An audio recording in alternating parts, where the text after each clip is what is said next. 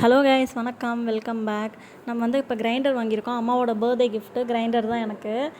நான் இப்போ தான் இங்கே ஷிஃப்ட் ஆகிட்டு ஒரு திங்ஸாக வாங்குறதுனால கிரைண்டர் இவ்வளோ நாள் வாங்காமல் மிக்சிலே மாவு அரைச்சிட்டு இருந்தேன். சரி, கிரைண்டர் வாங்கிடலாம், வாங்கிட்டு உங்களுக்கு ஒரு ரிவ்யூ காட்டலான்னு சொல்லிட்டு தான் இப்போ ஓப்பன் பண்ணிகிட்ருக்கேன். நான் ஒரு ஸ்பேச்சுலா ஆல்ரெடி கையில் கொடுத்து விட்டுருந்தாங்க. பார்த்தா உள்ளே ஒன்று எக்ஸ்ட்ரா 2 இருந்தது. அதுக்கப்புறம் அதெல்லாம் எடுத்து வச்சுட்டு பார்த்தா நான் நிறைய வேரியன்ஸ் பார்த்தேன் கிரைண்டரில். என்னோட ப்ரைஸ் ரேஞ்சுக்கு இதுதான் அஃபோர்டபுளாக இருந்த மாதிரி இருந்தது. எப்படின்னா நான் 3000 வாங்கியிருந்தேன். இது மற்றதெல்லாம் 4500 5000 அது மாதிரி இருந்தது. அதில் கூட இந்த ஃபீச்சர்ஸ் எல்லாம் இல்லை. இதில் நிறையா இருந்தது. 2 இயர்ஸ் மோட்டர் வாரண்டியோடு இருக்குது. அதுக்கப்புறம் பார்த்திங்கன்னா இது லக்ஷ்மி கோயம்புத்தூர் மோட்ரு. என்ன பிரச்சனைனாலும் வீட்டிலே சரி பண்ணி கொடுத்துருவேன்னு சொல்லி நம்பர் கொடுத்துருந்தாங்க. அதுக்கப்புறம் பார்த்திங்கன்னா இதில் தேங்காய் திருவுறது, சப்பாத்தி பண்ணிடுறது, அது மாதிரி ஆப்ஷன்ஸ் எல்லாம் இருக்குது. இதுக்கு ஒரு லிட்டும் கொடுத்துருந்தாங்க. எடுத்து வெளியே வச்சாச்சு. இப்போ பார்த்திங்கன்னா இதுதான் சப்பாத்தி பண்ணிடுறதுக்கான டூலு. அந்த கல்லை எடுத்துகிட்டு இதை வச்சு உள்ளே வச்சு சப்பாத்தி மாவு பிணைஞ்சிக்கலாம். அதுக்கப்புறம் அதையும் எடுத்தோம்னா இதை வச்சு தேங்காய் திருவிக்கலாம். இதை இப்படி ரிமூவ் பண்ணிக்கலாம். ஓப்பன் பண்ணிவிட்டு கல்லை எடுத்துக்கலாம். இது உள்ளே இருக்கிறது கருங்கல்லுன்னு சொன்னாங்க.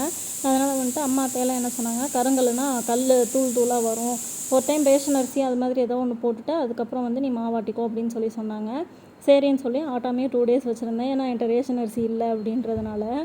அதுக்கப்புறம் ரேஷன் அரிசி பக்கத்து வீட்டில் கொஞ்சம் வாங்கிட்டு ஆட்டி பார்க்கலாம் அப்படின்னு சொல்லி ஊற வச்சுருக்கேன். நான் ஆட்டிட்டு எப்படி இருக்குன்றத ரிவ்யூ சொல்கிறேன்.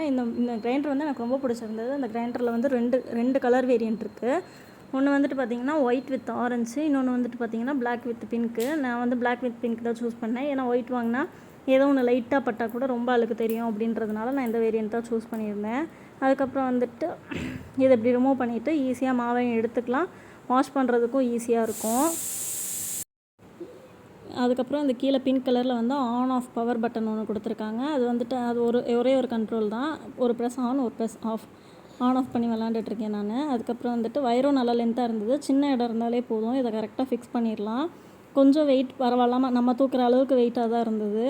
சரின்னு சொல்லிட்டு வாங்கிட்டு வந்தாச்சு. வாங்கிட்டு 2 டேஸ் சும்மாவே தான் வீட்டில் இருந்தது. அதுக்கப்புறம் தான் ஃபிட் பண்ணலான்னு சொல்லிட்டு ஒரு இடத்த கண்டுபிடிச்சி வச்சாச்சு அதுக்கான இடத்துல.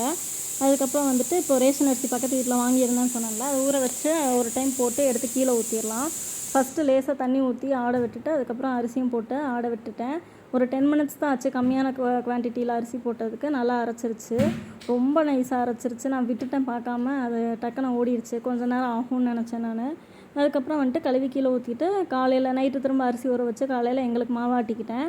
ஃபஸ்ட்டு உளுந்து போட்டுட்டேன். அப்போ தான் கிரைண்டர் கழுவுறதுக்கு ஈஸியாக இருக்கும் அப்படின்னு சொல்லிட்டு. அதுக்கப்புறம் ஃபஸ்ட்டு உளுந்து போட்டு நல்லா நிறையா உளுந்து ஆன மாதிரி இருந்தது. நான் மிக்சியில் போட்டப்போ இவ்வளோ குவான்டிட்டி ஆன மாதிரியே எனக்கு தெரியல. அதுக்கப்புறம் இந்த மாவு தோண்டுறதுக்கான டப்பாவும் நான் கிரைண்டர் வாங்கும்போதே கூட வாங்கிட்டேன். டைம் போனப்போ எனக்கு பார்த்தப்போ அவ்வளோ ஒன்றும் செட் ஆன மாதிரி தெரில. இப்போ ஆனால் சரி வேறு வழி இல்லை, அந்த டப்பாவே வாங்கிடலாம் அப்படின்னு சொல்லிட்டு அதுவே வாங்கிட்டு வந்துட்டேன். சரவணா ஸ்டோர்ஸ் போனேன்னு சொல்லி ஒரு ஷார்ட்ஸ் போட்டிருப்பேன். அதில் இந்த கிரைண்டர் இந்த டப்பா பார்த்துருப்பேன்.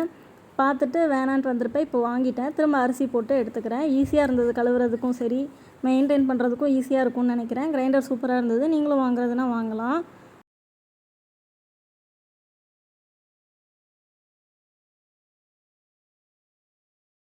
இப்போ பாருங்கள், தூக்கி ஊற்றுறதுக்கும் ரொம்ப ஈஸியாக இருக்குது.